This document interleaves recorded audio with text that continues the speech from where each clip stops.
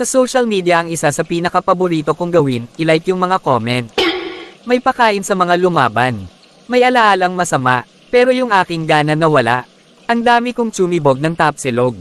Kaso may nangyaring masagwa. Bigla mong tinanong ang katabi mo.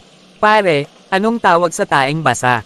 Maliit lang yung venue, kaya kahit saan magpunta, rinig yung boses mong malakas. Dinugtungan mo pa, kaya ano naman ang tawag sa taeng hindi nagplaklush? Buwiset na usapan yan, pwe. Nakakabuwiset pag tumagal, pero ang hilig yung magtalk-shit literal. At ikaw lagi ang pasimuno. Ang sarap mong head kick, Brad. Hindi dapat pogi ang pangalan mo.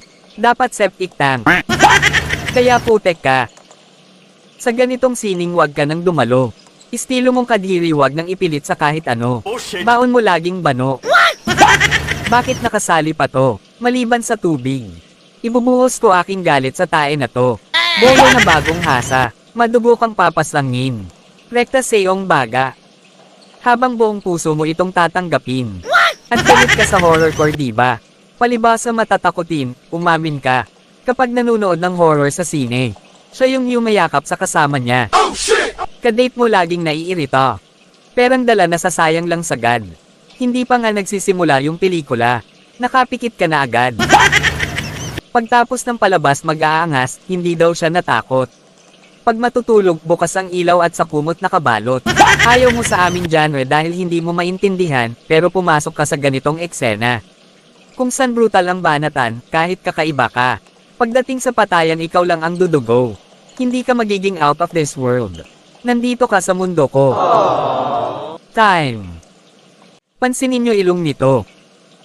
Grabe nakakatakot. Pag eto nangulangot, buong kamay niya nakapasok. Sobrang laki ng ilong nito. Kapag sumigaw ka ng ganito kalapit, may echo. Hindi sa pagyayabang, at hindi rin sa panggagago. Hindi kagandahan ilong ko tol. Pero pantao, iyong sayo. Wala nang lunas dyan. Hindi naman kasi ilong yan pare. Prutas yan. Ilong ko, pag naka-side view matamos. Eto pag naka-side view hippopotamus. Alam mo yung ilong mo sa unang titig. Pangsisig.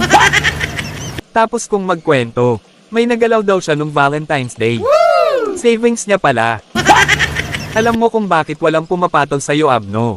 Pag nanligaw ka bulaklak dalhin mo. Huwag bungo. Hindi ka talaga sasagutin ng mga babae. Nagyayaya ng scroll. Tapos karo ang dala. One time sinubukan nitong kumuha ng pok-pok sa kubaw. Sabi niya sa babae, "Miss, pwede ka ba?" Sabi ng babae, "Boss, pas kami sa kalabaw." Kita mo, pati babaeng bayaran ayaw kang tanggapin. Ikaw pa babayaran ng babae. Huwag mo lang siyang galawin. Time. RBF Pabustan. Guys, follow for more. Yeah!